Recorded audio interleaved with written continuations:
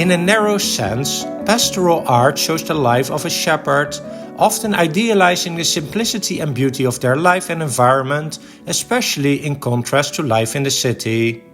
To get the idea, let me cite from a pastoral poem from 1599 by Christopher Marlowe. Come live with me and be my love, and we will all the pleasures prove, that hills and valleys, dales and fields, woods or steepy mountain yields. And we will sit upon the rocks, seeing the shepherds feed their flocks, by shallow rivers to whose falls melodious birds sing madrigals. And I will make thee beds of roses and 1,000 fragrant posies, a cap of flowers and a kirtle, embroidered all with leaves of myrtle. The author continues to list all the wonderful aspects of country life, and he ends as follows. And if these pleasures may thee move, come live with me and be my love. The shepherd swains shall dance and sing for thy delight each May morning. If these delights thy mind may move, then live with me and be my love. The pastoral theme has inspired artists for centuries, as you can see, for example, in this painting from around 1640 by the Flemish Baroque artist Jan Thomas van Yperen, showing a country scene of a happy couple enjoying some food and music, while being surrounded by their dog and a flock of friendly sheep.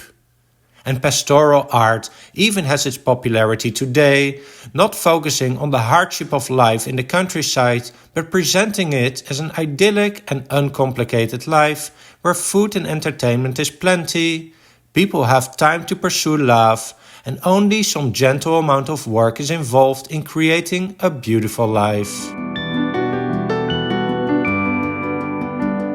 The classical definition of a pasture land is an enclosed farmland where domesticated animals graze. The most typical animal in paintings in the pastoral genre is the sheep, but there can also be cattle, horses or swine. Another name for the pastoral genre is bucolic, referring to life in the countryside. In a somewhat broader sense, pasture can also refer to non-enclosed grasslands where animals can freely roam, and you can even include some rougher terrains where animals like camels, goats and yaks live. The origin of the pastoral theme goes back to classical literature, when writers like Hesiod and Virgil wrote books about how people live together in perfect harmony with nature. The pastoral or rural life is idealized and seen as a golden age, sometimes even connected to the Garden of Eden. The ideal pastoral place in ancient literature was Arcadia, a region in the south of Greece where the gods Hermes and Pan lived.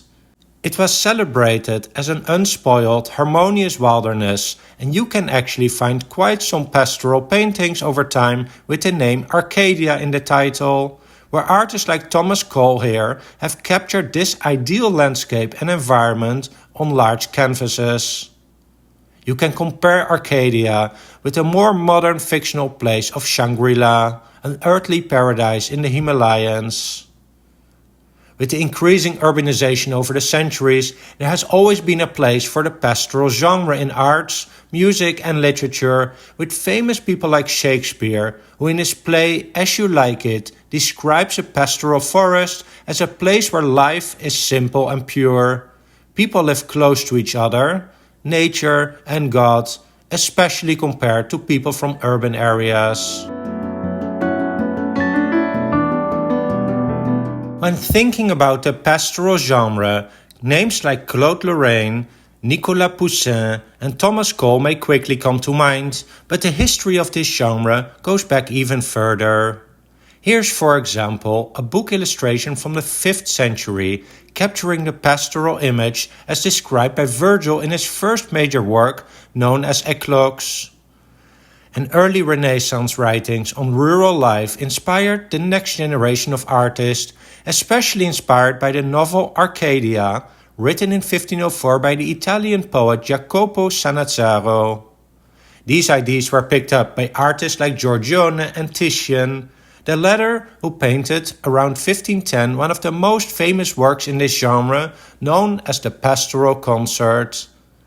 In this context, The pastoral is seen as an escape from a life of war. It shows two men and women in the Italian countryside with a shepherd and a sheep in the background. The three young people at the center are playing music, while the other naked woman is pouring water in a basin. There has been a lot of debate about what kind of scene is depicted here exactly, but at the basis is that Titian tried to create a mood and an environment rather than an elaborate historical story. The two dressed men in pursuit of their creativity are accompanied by two naked women who can be seen as muses, providing them with inspiration.